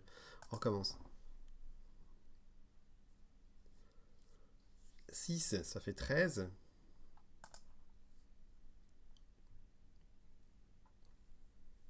Et 7. Et non. Et donc c'est la fin. Et je meurs comme un caca. Ça fait 0. 0. Donc l'aventure s'arrête là, théoriquement. Ah bah oui, mais là... En même temps, j'ai un peu foiré. Je pense qu'avec le coup du bouclier rond, là, j'ai plus la règle en tête. Je m'en rappelais plus. Si vous êtes vainqueur, ce qui n'est pas le cas, rendez-vous au 115. Si vous terrassez, donc l'aventure s'arrête là, malheureusement. Donc écoutez, ben voilà. L'aventure s'arrête là, malheureusement. Voilà.